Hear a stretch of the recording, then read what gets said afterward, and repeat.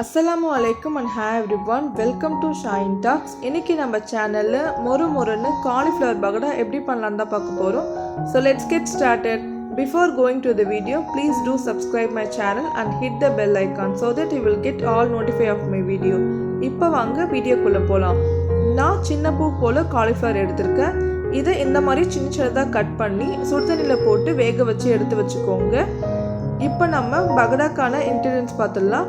1 tablespoon ginger paste, 1 tablespoon garlic paste, 1 tablespoon curd, half lemon extract, 1 tablespoon chili powder, தேவையான அளவுக்கு colour powder optional தான்.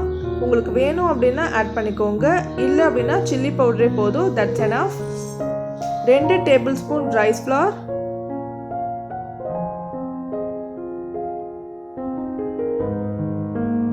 4 tablespoon corn flour,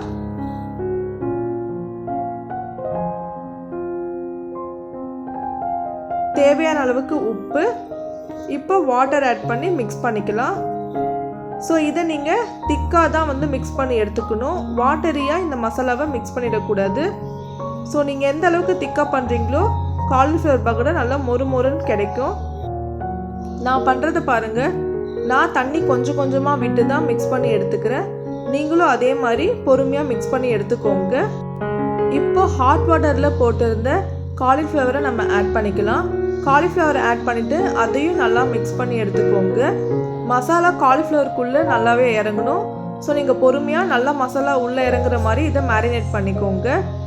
இந்த marination ப்ராசஸில் cauliflower அரை மணி நேரம் to 1 மணி நேரம் போல் அது ஊறணும். ஸோ அதை நீங்கள் ரெஸ்ட் பண்ணிவிடுங்க. இப்போ உங்களுக்கு பார்த்தாலே தெரியும், நான் இப்போ இதை நல்லா மிக்ஸ் பண்ணிவிட்டு இதை ஒரு லிட் போட்டு கவர் பண்ணி நான் ரெஸ்ட் பண்ணிவிட்டேன். இதை இப்போது 1 hour கழித்து இதை நான் ஃப்ரை பண்ண போகிறேன். இப்போ பார்த்தீங்கனாலே தெரியும். இப்போ காலிஃப்ளவரை ஆயிலில் ஆட் பண்ணிடலாம். ஆயில் ஆட் பண்ணி 3 to 4 minutes போல் குக் பண்ணுங்கள். இது மீடியம் டு லோ ஃப்ளேம் வச்சே குக் பண்ணுங்கள், ஹை ஃப்ளேம் யூஸ் பண்ணாதீங்க, இல்லைன்னா கருகிடும். ஸோ காலிஃப்ளவர் நல்லா குக் ஆகட்டும்.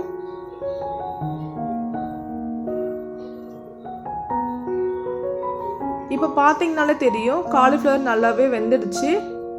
இப்போ இதை நம்ம ஒரு பிளேட்டில் ட்ரான்ஸ்ஃபர் பண்ணி எடுத்துக்கலாம். ஸோ இதே மாதிரி எல்லா பேட்சும் நான் ஆட் பண்ணி ஃப்ரை பண்ணி எடுத்துக்கிறேன்.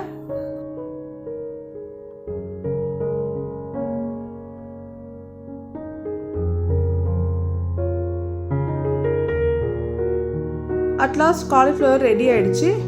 இப்போ ஜஸ்ட்டு டாப்பிங்ஸ் பண்ணிக்கலாம். இதுக்கு நான் மின்ட் லீவ்ஸ் எடுத்திருக்கேன் அண்ட் ஆனியன் ஸ்லைஸ் பண்ணி வச்சுருக்கேன். ஸோ இதை மட்டும் வச்சு நான் டாப்பிங்ஸ் பண்ணிடுறேன். அவ்வளோதான், நம்மளோட மொறுன்னு காலிஃப்ளவர் பக்கோடா ரெடி ஆகிடுச்சு. இதை நீங்கள் வீட்டில் ட்ரை பண்ணி பாருங்கள். ரொம்ப சிம்பிளாக தான் சொல்லியிருக்கேன்.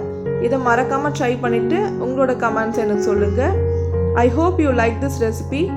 இந்த ரெசிபி ட்ரை பண்ணிவிட்டு உங்களோட வேல்யூபிள் தாட்ஸ் எனக்கு கமெண்ட்டில் ஷேர் பண்ணுங்கள். If you want more videos, then do subscribe my channel and thanks for watching.